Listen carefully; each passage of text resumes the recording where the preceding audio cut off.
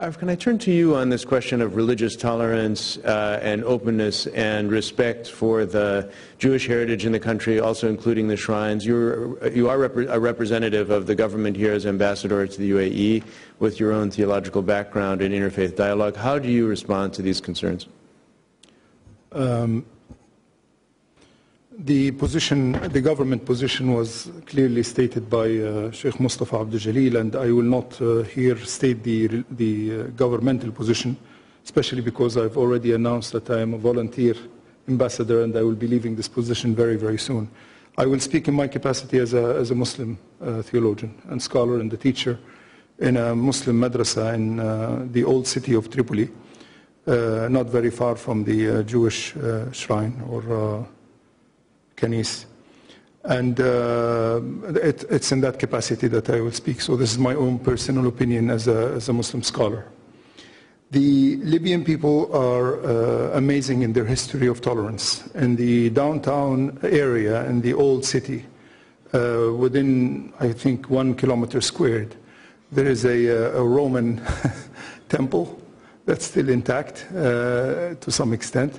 There is churches. There is an Orthodox church which is still functioning and is under the management of the Greek embassy. There is an Anglican church which used to be a Catholic church that the Vatican had handed over to the Anglican church, and there is the Jewish shrine, Slal Kbira it was called.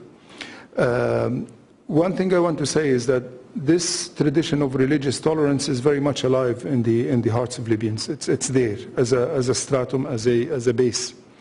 I also want to say that some of the images of negligence that you saw on television of the Jewish shrine and its condition are actually very typical of many mosques and madrasas. If you took pictures of the madrasa of Ahmed Pasha, the Garamanli, it will be in the exact same state as the Jewish Salah. So this negligence was it was an unfortunate systematic policy by Gaddafi, who had no respect for any of these places, be they Muslim, Christian, or Jewish. This is one point. The second point I would like to say is that the Libyan Jewish community, especially the one living in Italy, and as you know, some of the community decided to settle in Italy when they left Libya, and some went on to Israel and have been living in Israel. The ones in Italy have been actually in active engagement with the Libyan population. I know many Libyan families and businessmen, when they go to Rome, meet with old friends like the Habib family, or several Jewish families in Rome. There is a big issue of how Mr. Jirbi chose to treat this issue. When I was in Benghazi, I happened to have been staying at the same hotel as Mr. Jirbi at the time, and I had breakfast once with him. And I explained to him, I said, look, Libyans are generally congenial people, they have a lot of respect for others, but you must be very sensitive about this, because there is 42 years of history. There is also the grievances of our Palestinian brothers and sisters, which have to be taken into account. I am an advocate of the right of return of all human beings to all their ancestral homes. Okay? But the right of return must not be invoked selectively.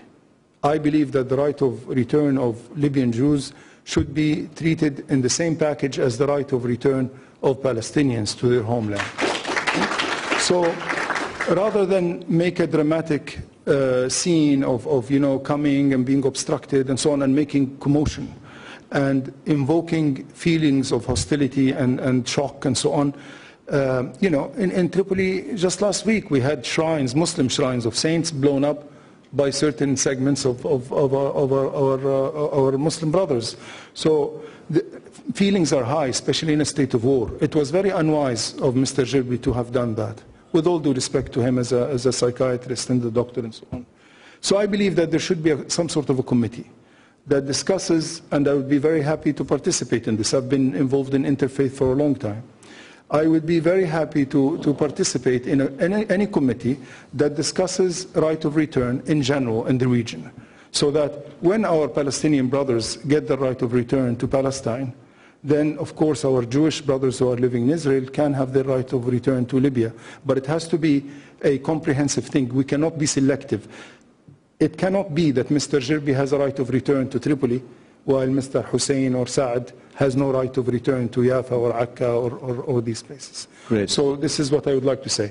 Now, regarding our Christian brothers and sisters, I just want to say that all Christian churches are present in Libya, Catholic, Anglican, all sorts of Protestant churches, and the tolerance of the Libyan people for the right of worship is actually quite solid, and it's written in the constitutional declaration.